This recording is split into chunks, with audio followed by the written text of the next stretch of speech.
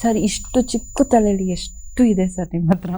ಇಷ್ಟು ಚಿಕ್ಕ ತಲೆ ಅಲ್ಲ, ಈ ತಲೆ ಒಳಗೆ ನೂರಾರು ತಲೆಗಳ ಐಡಿಯಾಸ್ ಇದೆ, ಸಾವಿರಾರು ತಲೆಗಳು.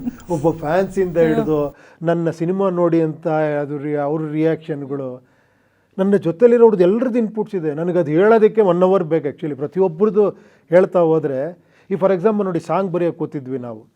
ಸಾಂಗ್ ಬರಿಬೇಕಾದ್ರೆ ಏನೋ ಬರಿತೀನಿ, ನೀವೇ ಲಿರಿಕ್ ರೈಟರ್ ಅಲ್ವಾ ಸರ್? ಹಂಗಲ್ಲ, ಅದು ನಾನೇನೋ ಬರೀತೀನಿ, ನನ್ನ ಜೊತೆ ನರೇಶ್ ಅವರೇನೋ ಒಂದು ಐಡಿಯಾ ಕೊಡ್ತಾರೆ, ಇದು ಹೆಂಗಿರುತ್ತೆ ಅಂತ. ಜೊತೆಲಿ ನಮ್ಮ ಪ್ರಶಾಂತ್ ಅಂತಿದ್ದಾರೆ, ನೀವು ನಂಬಲ್ಲ, ಅವರು ಮಾತಾಡ್ತಿದ್ರೆ ಡೈಲಾಗ್ ಹೊಡಿತಾ ಇರ್ತಾರೆ. ಓಕೆ, ಹಾಡು ಹೇಳ್ತಿದ್ರೆ ಒಂದೇನೋ ಹೇಳ್ತಾ ಇರ್ತಾರೆ. ಆ ಲಿರಿಕ್ಸಲ್ಲಿ ಎಷ್ಟು ಅವ್ರದ್ದು ಇನ್ಪುಟ್ಸ್ ಇದೆ. ಯಂಗ್ಸ್ಟರ್ಸ್ ಇವರೆಲ್ಲ, ಏನು ಹೇಳಿ ಅರ್ಥ ಆಯ್ತಾ? ಆ ಯಂಗ್ ಐಡಿಯಾಗಳಿದೆಯಲ್ಲ, ನನಗದು ಪ್ಲಸ್ ಆ್ಯಕ್ಚುಲಿ. ಈಗಿನ ಜನ್ರೇಷನ್ ಹೆಂಗೆ ಯೋಚನೆ ಮಾಡುತ್ತೆ ಅಂತ. ಇವಾಗ ನನ್ನ ಮಕ್ಳ ಹತ್ರ ಮಾತಾಡಿದಾಗಲೂ ಕೂಡ ಅವ್ರದ್ದು ಇನ್ಪುಟ್ಸ್ ಇಲ್ಲ, ಅವ್ರು ಯಾವ ಥರ ಯೋಚನೆ ಮಾಡ್ತಾರೆ. ಈಗ ನಾನು ನಿರಂಜನ್ಗೆ, ನಿದರ್ಶನ್ಗೆ, ಆಯುಷ್ಗೆ, ಇವ್ರಿಗೆಲ್ಲ ಹೇಳ್ತಾ ಇದ್ದೆ, ಇದು ಹೆಂಗಿರುತ್ತೆ ಈ ಥರ, ಇದು ಅರ್ಥ ಆಗುತ್ತೆ ನನಗೆ, ಇದೇ ಬೇಕಾಗಿರೋದು ನಮಗೆ ಅನ್ನೋರು. ಅವಾಗ ಸದ್ಯ ನಾನು ಟ್ರ್ಯಾಕಲ್ಲಿದ್ದೀನಪ್ಪ, ನಾನು ತುಂಬ ಹೇಳಿ ಅಪ್ಡೇಟ್ ಆಗ್ತಿದ್ದೀವಿ. ನಾನೇನೋ ಏನೋ ಹಳೇ ಕಾಲ ಡೈರೆಕ್ಟರ್ ಥರ ಏನೋ ಮಾಡಿ ಅಟ್ಲೀಸ್ಟ್ ಇವ್ರಿಗೆ ಆ ಒಂದು ಚೆಕ್ಕಿಂಗ್ಗೋಸ್ಕರ ನಾನು ನನ್ನ ಜೊತೆಲಿರೋರ ಹತ್ರ ಎಲ್ಲ ಮಾತಾಡ್ತಿರ್ತೀನಿ, ಕೇಳ್ತಾ ಇರ್ತೀನಿ. ನಮ್ಮ ಎಡಿಟರ್ಗಳ ಹತ್ರ, ಮ್ಯೂಸಿಕ್ ಡೈರೆಕ್ಟರ್ ಹತ್ರ, ನಾನು ಪ್ರತಿಯೊಬ್ಬರ ಹತ್ರ, ಆರ್ಟ್ ಡೈರೆಕ್ಟರ್ಗಳ ಹತ್ರ, ಕೊರಿಯೋಗ್ರಾಫರ್ ಹತ್ರ, ಅವ್ರ ಹತ್ರ ಬರೀ ಕೊರಿಯೋಗ್ರಾಫರ್ ಅಂದರೆ ಅವ್ರ ಹತ್ರ ನಾನು ಸಾಂಗ್ ಬಗ್ಗೆ ಅಲ್ಲ, ಇಡೀ ಸಬ್ಜೆಕ್ಟ್ ಬಗ್ಗೆನೂ ಡಿಸ್ಕಸ್ ಮಾಡ್ತೀನಿ. ಯಾಕಂದ್ರೆ ಅವಾಗ ಇದು ಕರೆಕ್ಟಾಗಿದೆಯಾ ಈ ಪ್ಲೇಸಲ್ಲಿ ಅಂತ.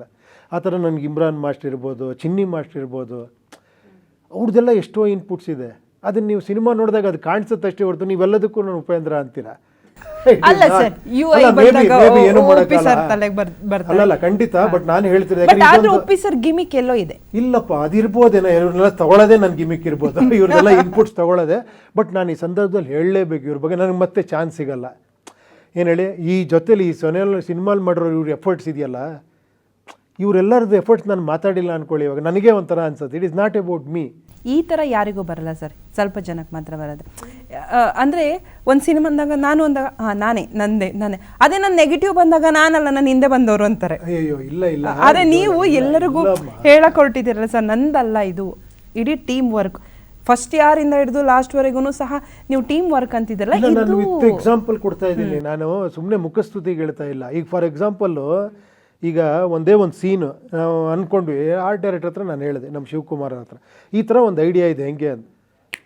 ನಾಳೆ ಇರಿ ಸರ್ ನೋಡಿ ನಿಮ್ಗೊಂದು ಸರ್ಪ್ರೈಸ್ ಕೊಡ್ತೀನಿ ಅಂತ ತಂದು ಒಂದು ವ್ಯಾನ್ ಇಟ್ಟು ಒಂದು ಹಿಂಗೆ ಎಳೆಯೋದು, ಒಂದು ಸ್ಟವ್ ಇಟ್ಟರು.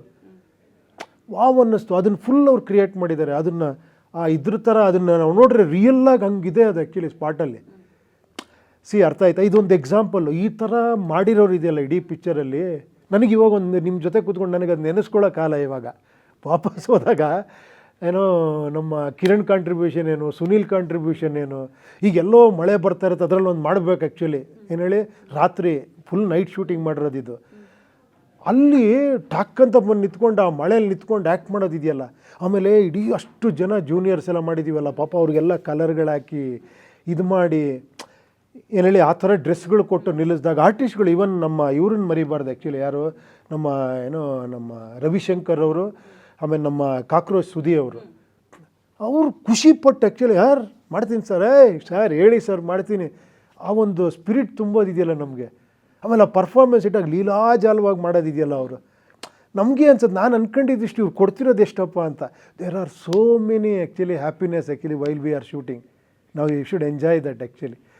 ಸೊ ಆ ಒಂದು ಎಂಜಾಯ್ ನಾನು ಮಾಡಿದ್ದೀನಿ ಈ ಪಿಕ್ಚರಲ್ಲಿ. ಒಬ್ಬೊಬ್ಬರ ಹತ್ರ ಮಾಡಬೇಕಾದ್ರೆ ಅವ್ರು ಡ್ರೆಸ್ ಹಾಕಿದಾಗ ಅವ್ರು ಬರೋ ಸ್ಟೈಲು, ಇದು ಅಚ್ಯುತ್ ಅವ್ರು ಇರ್ಬೋದು, ತುಂಬ ಜನ ಆರ್ಟಿಸ್ಟ್ಗಳು, ಮನೋಹರ್ ಇರ್ಬೋದು, ಆ್ಯಕ್ಚುಲಿ ಎಲ್ಲರೂ ಅವ್ರವ್ರು ಪರ್ಫಾರ್ಮೆನ್ಸ್ ಮಾಡ್ಬೇಕಾದ್ರೆ ಅವ್ರು ಸಣ್ಣ ಸಣ್ಣ ಇದು ಕೊಟ್ಟಾಗ ಏನೇ ನಾನು ಯೋಚನೆ ಮಾಡಿರಲಿಲ್ಲ ಅನ್ಸುತ್ತೆ. ನಾನು ಇದು ಯೋಚನೆ ಮಾಡಿರಲಿಲ್ಲ, ಹಿಂಗಾಗಿತ್ತು, ಬಟ್ ಇದಿದೆ ಆ ಥರ ಆಗುತ್ತೆ. ಇಟ್ ಹ್ಯಾಪನ್ಸ್ ಅಂತಾರೆ. ಸಿನಿಮಾ ನಾವು ಮಾಡಿದ್ದೀವಿ ಅನ್ನೋದಕ್ಕಿಂತ ಸಮ್ ಟೈಮ್ ಅದು ಆಗುತ್ತೆ ಆ್ಯಕ್ಚುಲಿ.